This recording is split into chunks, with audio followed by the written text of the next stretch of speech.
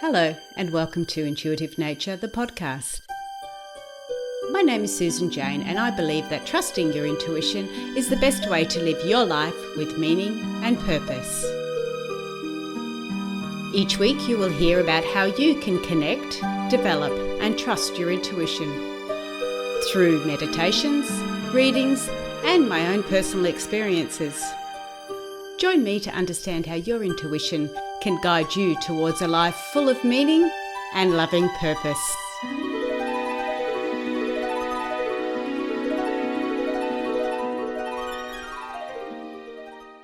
Hello and welcome to the very first podcast for Intuitive Nature. I'm Susan Jane, the Intuitist, and I'll be your host for this series. So the first thing I wanted to understand is what the intentions were of this podcast. So my intentions for this podcast are about wanting to share my experiences in the belief that I could help others who have also been through something similar or could relate to some of the experiences that I've had. So I wanted to do a podcast for that reason. Learning about intuition and understanding intuition becomes so big that I couldn't write it all down. I needed to explain it a little bit quicker and a little bit easier. And I thought the podcast was the best way to do that. Doing workshops are great fun, but they focus usually on one element, whereas intuition has many elements and many aspects. So what I found with a lot of podcasts about intuition, that they were too general and not detailed enough. Now, I am quite spiritual, but I am very analytical as well. So I find that when people turn around and say, oh, you've just got to trust your intuition. Well, if they don't understand what intuition is or they don't understand what trust is, how do they put the two of them together? And this is what I wanted to look at. When I first started looking into spirituality intentionally, it did happen a lot time before that, but intentionally, they didn't have the internet. They didn't have podcasts or anything like that. So all the information I could gather was from reading books or talking to other people. Now, I was in a small seaside town and there was not a lot of talk about spirituality. There might have been it happening in the background, but there wasn't a lot of talk up front. So my favourite mode of learning was books at that stage. I would go shopping every 4 to 6 weeks. I would visit the local library and I would get out about 10 books. I think that was that was the full amount that you could get out in those days. That was the full quota. And probably just as well because I was so engrossed in them that having 3 children under the age of 4 at that time, it left me little else to do. So 10 books was enough at that stage, every 4 to 6 weeks, I can assure you. But doing all that reading allowed me to be in contact with teachers such as Wayne Dyer, with one of the first books I got, which was called Real Magic, Shakti Gwan, who had creative visualization, Louise Hayes, You Can Heal Your Life, and Annette Noontil, The Body is the Barometer of the Soul. These were books that I actually purchased because I got so much out of them. So these were ones that I actually went ahead and bought. So what I would normally do is I would go to the library, get the books that I wanted. I'd have a look through, see what would resonate with me and what wouldn't. And then from there, I would then, if I really liked them, I wanted to hold on to them, I would actually go out and purchase them. I'd go out and buy them. So that was my main goal, my main way of actually getting the information that I could. Now, this is that was all about getting the information. And I often see religion as that aspect. It's all about the theory based, understanding it, learning it, getting all that information. Whereas I see spirituality as more of the experience. We can learn a lot from the books. We could learn a lot from other people. But experiencing it makes it a lot different. So I got these books. I had these books. I would read these books. And my biggest thing was I would test the theories. So I loved testing the theories and getting an understanding of, if this is what they're saying, will that work for me? And I didn't have to do it all the time. And I did it over a long period of time, 20, 30 years. But it gave me a good understanding of what worked for me and what didn't. Now, of course, that doesn't mean it's going to work for you.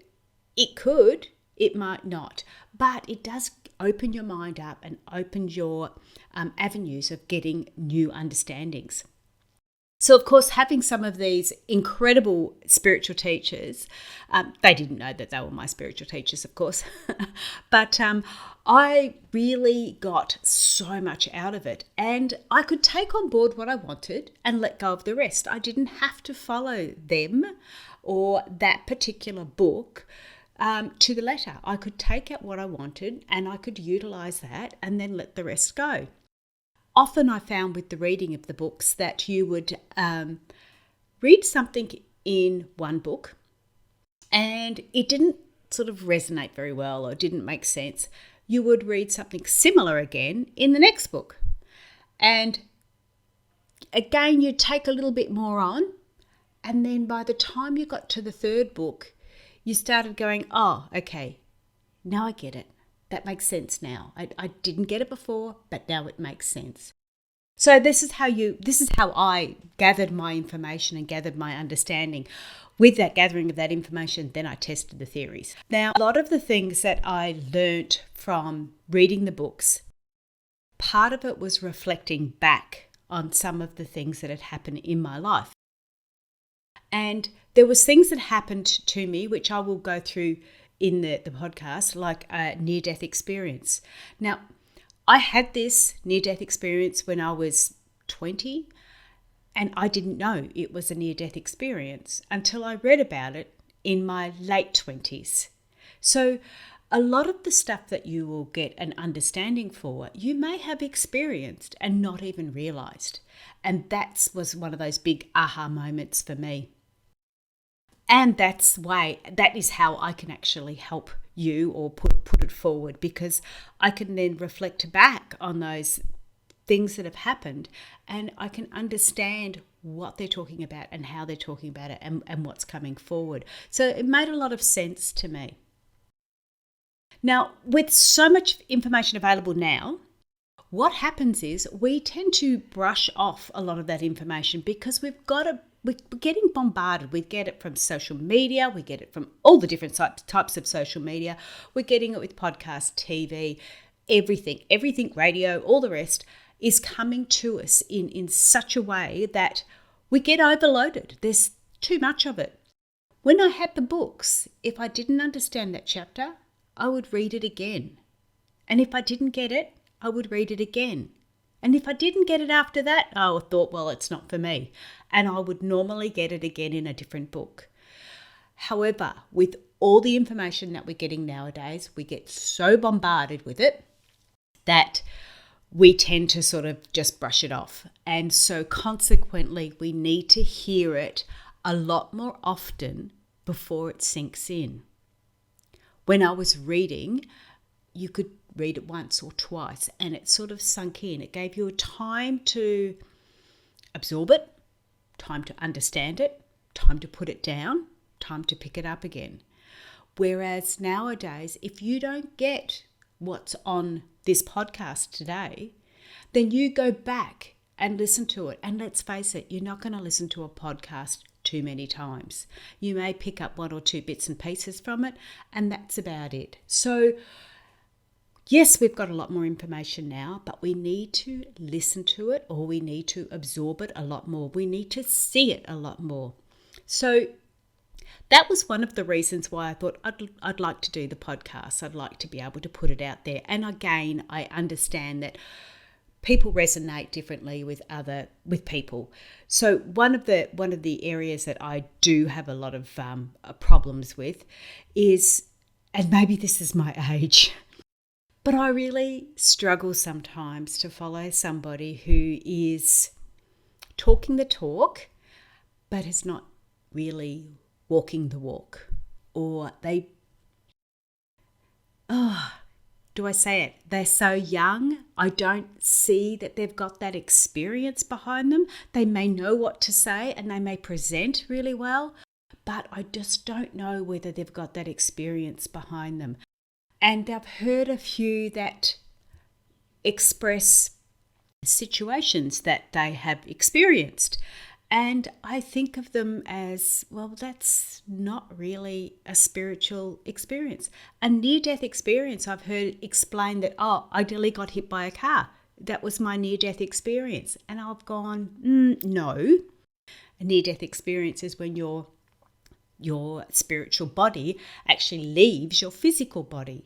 And that's happened to me on many occasions. 3 very particular ones that I would talk about. And one involved a horrific sort of a situation. So a near-death experience isn't dodging a car. It's when your spiritual body actually leaves your physical body. I'll get more into that later.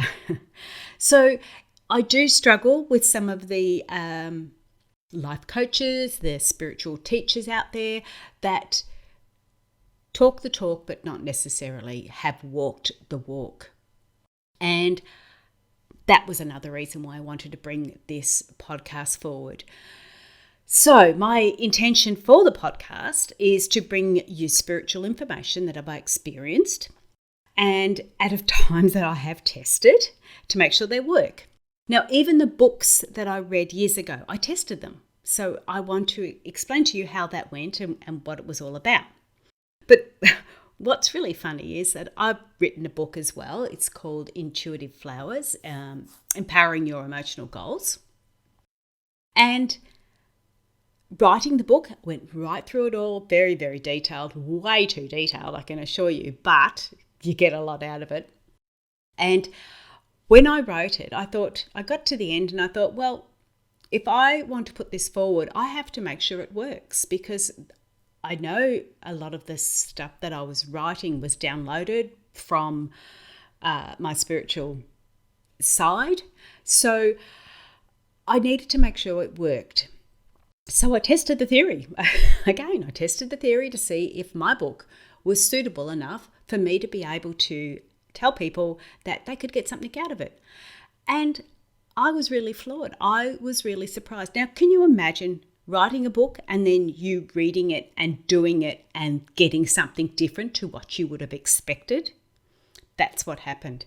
So knowing that I have written this book and I still got a surprise out of it, and I did all the words and I did everything else, I knew it was a book suitable then to be able to help other people. I will go into all that a bit later on too. So that was that side of it. Now, I have come a long way since I've started reading the spiritual books. Again, I've written one for myself and I have another one on the way. I am a speaker and a business owner. I've won multi-international business awards events called the Personal Growth Expo. I live on the Gold Coast, so everything will be coming from the Gold Coast. I have been a spiritual healer. I have owned my own natural therapies clinic. I've trained as a life coach, and I've owned and operated a 90-acre organic crop farm. And boy, do I love being on my tractor. Well, I had to sell it, but I loved it at the time. I attended uni at 48 years old and saw myself graduate with my bachelor's degree in health promotion just before my 51st birthday. So I have a vast knowledge and experience in spirituality, some good, some not as good, and in trusting my intuition. But the first thing I want to do with this podcast, is to go back to the basics. I want to go back to the tin tacks of what intuition is and why it is so important in your life. A lot of the podcasts that I've listened to, they go off to woo-woo, they're just not grounded enough. They've just got into the spirituality that much that they've forgotten that we are still physical human beings as well. So there's a lot of that aspect to it. And I know where they're at because I've been there as well. I got so much into the spirituality side that I don't think my feet were touching the ground for a while there. And I used to run a monthly healing out of a church hall. I would have all the healers come together and we would have a what do I call it? Holistic health day. And they could test some of the different theories themselves for a lot cheaper price. So I'd have that, and I used to do workshops, weekly workshops on all things intuitive. But we need to stay grounded. We need to still be here in the here and now. Because as far as intuition is concerned, it is about the here and now. You will see signs, you will get information about the here and now, so you can go forward to where you need to be. So I look at it a little bit like software apps on your mobile phone, right? This is what intuition's very similar to. It's like a software app on your mobile phone. It doesn't mean anything to you unless you know how to work it. You know that they're there. You have all these apps on your phone, yet you don't know how to work them. And so they don't mean anything to you. As soon as you learn how to work them, you start to wonder how you survived without them. Even how you survived without a mobile phone. So your intuition is the same. Once you know how it works, you'll be amazed at the results it can bring, and you will just naturally use it. So for now, for you to get the most out of this podcast, you need to ask questions that are relevant to you. Questions you want answers to, or you want an understanding for, or answers that have not yet been coming forward for you. So that's what it's all about. You'll find how to link up with me in the notes. This is not a a sponsored website. This is not a sponsored podcast. So you're not going to get a lot of salesy stuff. It's not about that. This is my opportunity to give without having to worry about making money or any of that crap. I just want to be able to give. I want to be able to give my information. I didn't go through the stuff I went through for it to just be lost with me. So I want to share. So that's what all this podcast is all about. For the next one, I will be going straight into what is intuition. That's what I'll be talking about. I will give you a few little stories about how I've experienced it. And I have done up, say, the next few weeks, so once a week. I've done up the next few weeks ready to go because I do like the structure. However, I know it's going to change as we move along. I know things are going to come forward and change as they go along. I tend to wake up in the morning and get lots of downloads about what I should be talking about, and I've let them go. I have meant to have done this podcast a while ago, and I just haven't sort of had the opportunity. So that's what it's all about. I think I've rambled on for long enough. So that brings me to the end of this episode. Now, if you've enjoyed it, please connect with me on any of the social media profiles in the notes. I would love to know if you need any help with trusting your intuition or following your life purpose. And one thing you've got to remember is that we are all naturally intuitive. It's part of human nature. It's our intuitive nature. I'm Susan Jane, the Intuitist. Thank you for listening. Bye.